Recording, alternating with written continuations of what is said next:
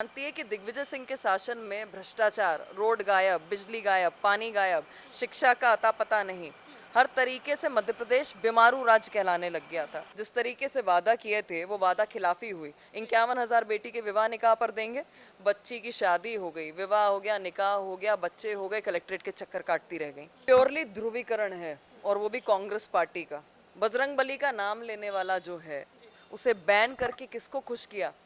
PFI के समर्थकों को, एसडीपीआई जिसके साथ जा रहे थे उन लोगों को, आतंकवादियों को, पाकिस्तान परस्त वालों को। दूसरी ओर ये आई ओपनर है। ये देखने वाला है कि जो ओसामा को जी कहते हैं, जो हाफिज को साहब कहते हैं, जो जाकिर नाइक को शांति का दूत समझते हैं, जिनके मरने पर सोनिया गांधी बाटला हाउस एनकाउंटर के बाद सो नहीं पाती, 3 दिन तक रोती रहती हैं, पर कर्नाटक में एक मैंडेट लिया है, पाकिस्तान जिंदाबाद हो गया। कांग्रेस को उसी तरीके से दूसरी ओर आप पॉलिटिकल टूरिज्म की तरह देखते हैं कि जब जब चुनाव आते हैं कांग्रेस अपने बिल से निकलकर बाहर आती है।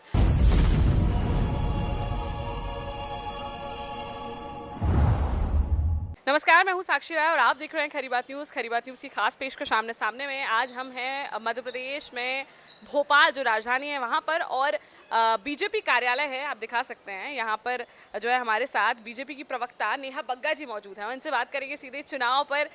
मध्य प्रदेश में चुनाव है, आपको पता है विधानसभा के चुनाव नवंबर में है, तो सीधे बात करेंगे। बहुत बहुत स्वागत है नेहा जी खरी बात न्यूज़ में। धन्यवाद साक्षी जी, आपका स्वागत है प्रदेश कार्यालय में मध्य बहुत बहुत प्रदेश में धन्यवाद, भोपाल में। बहुत बहुत धन्यवाद। क्या लगता है आपको, बहुत जो है करीब आ चुका है चुनाव, नवंबर में चुनाव है, कैसी तैयारियां चल रही हैं भाजपा की? देखिए, भारतीय जनता पार्टी 24 घंटे 365 दिन और सप्ताह में 7 दिन जनता के समक्ष रहती है। और जिस प्रकार से भारतीय जनता पार्टी का ध्येय वाक्य है सबका साथ, सबका विकास, सबका विश्वास और सभी का प्रयास, उसी पर निरंतर काम करते हैं। अभी कुछ दिन पहले आपने देखा था कि भारतीय जनता पार्टी ने संगठन के तौर पर बूथ विस्तारक योजना निकाली। बूथ विस्तारक 1 के बाद बूथ विस्तारक 2 पे हम लोग गए और संगठन जो है भारतीय जनता पार्टी का पूरा डिजिटल हो गया है। उसी के साथ में अगर आप देखेंगे कि जो सरकार की योजनाएं हैं, जो शिवराज जी ने अंतिम पंक्ति में बैठे हुए व्यक्ति के लिए योजनाएं लेकर आए थे, वो चाहे वो महिला हो, चाहे वो युवा हो, चाहे वो बुजुर्ग हो, या किसी जात किसी पंथ का हो, उसको जिस प्रकार से बराबरी का दर्जा देना या प्रथम श्रेणी में लाने के लिए जो कार्य किया, उसको लेकर हमने विकास यात्रा निकाली। सरकार की योजनाओं का जो लाभ पहुंचा है वो जन जन तक वहां पर जाकर उसकी समीक्षा करी। साथ में अगर कोई पेंडिंग काम है तो उसको तत्काल प्रशासन को बताकर पूरा करवाया है, और साथ में और अगर किसी काम को लेकर कोई फीडबैक था तो वो भी लेकर आए हैं। तो निरंतर प्रयास जारी है।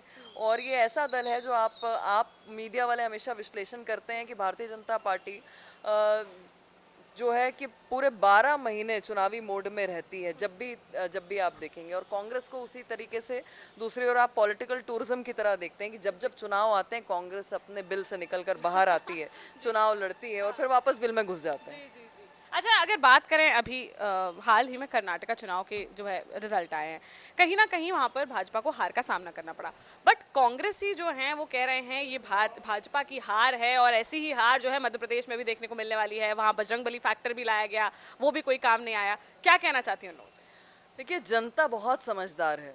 जनता ने कांग्रेस को मौका जरूर दिया, मगर आपने देखा कि जिस दिन नतीजे आए कांग्रेस के पक्ष में, कौन लोग जिंदा हो गए? पाकिस्तान जिंदाबाद।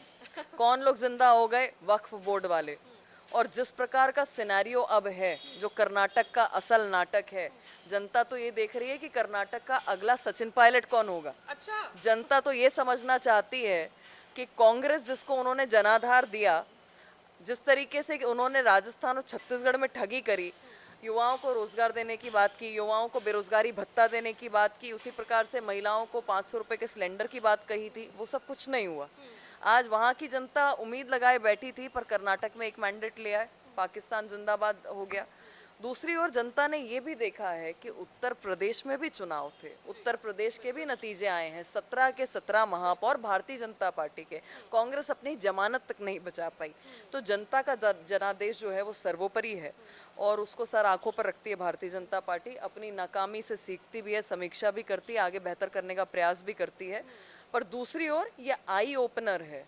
ये देखने वाला है कि जो ओसामा को जी कहते हैं, जो हाफिज को साहब कहते हैं, जो जाकिर नाइक को शांति का दूत समझते हैं, जिनके मरने पर सोनिया गांधी बाटला हाउस एनकाउंटर के बाद सो नहीं पाती, 3 दिन तक रोती रहती हैं, क्या उसी संस्कृति को आगे बढ़ाना है?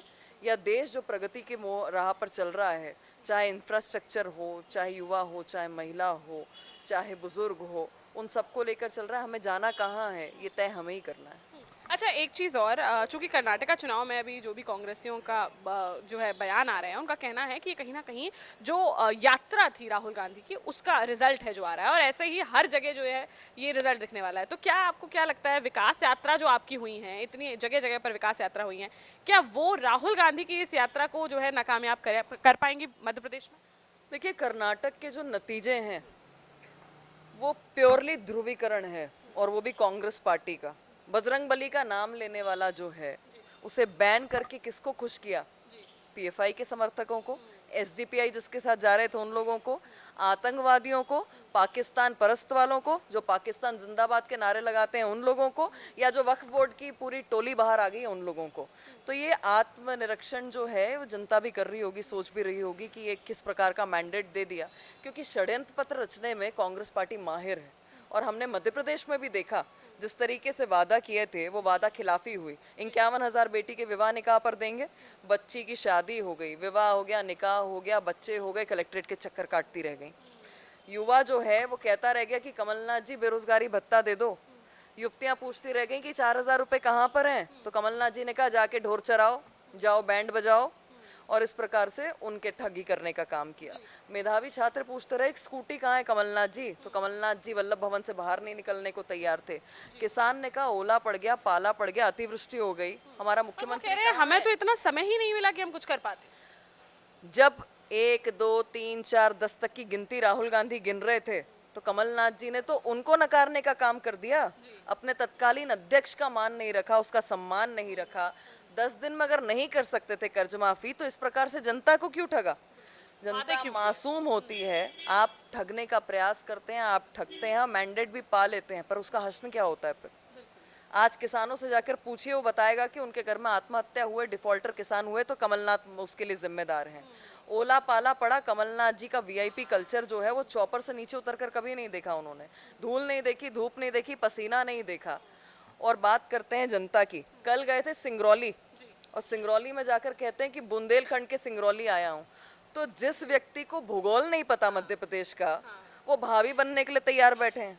तो आप सोचिए कि कांग्रेस का दुर्भाग्य है, और मध्य प्रदेश का वो 15 महीने का दुर्भाग्य रहा कि ऐसा मुख्यमंत्री मिला। अच्छा, तो आप क्या लगता है, आप बिल्कुल करीब हैं चुनाव, आप लोग काफी मेहनत भी कर रहे हैं, तो कितनी सीटों के साथ लगभग सरकार बनने वाली है इस बार भाजपा की? भारतीय जनता पार्टी पूर्ण बहुमत के साथ आएगी। 18 में भी सीटें कम थी, पर vote percentage Bharatiya Janata party का ज्यादा था।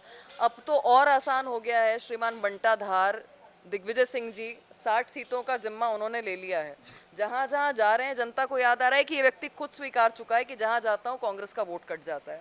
जनता खुद इस बात को जानती है कि दिग्विजय सिंह के शासन में भ्रष्टाचार, रोड गायब, बिजली गायब, पानी गायब, शिक्षा का अता पता नहीं, हर तरीके से मध्य प्रदेश बीमारू राज्य कहलाने लग गया था। तो ये सारी परिस्थितियां सामने हैं। एक और भारतीय जनता पार्टी का संकल्प है, एक और भारतीय जनता पार्टी की विकास यात्रा है, एक और भारतीय जनता पार्टी की योजनाएं हैं, और जन जन का साथ भारतीय जनता पार्टी के अच्छा, साथ। सिंधिया गुट के बारे में क्या कहना है? जो टिकट वितरण होने वाला है उसमें सिंधिया गुट को करीबन कितने टिकट मिलने वाले हैं? भारतीय जनता पार्टी में कोई गुट नहीं होते। भारतीय जनता पार्टी कैडर है, संगठन आधारित दल है।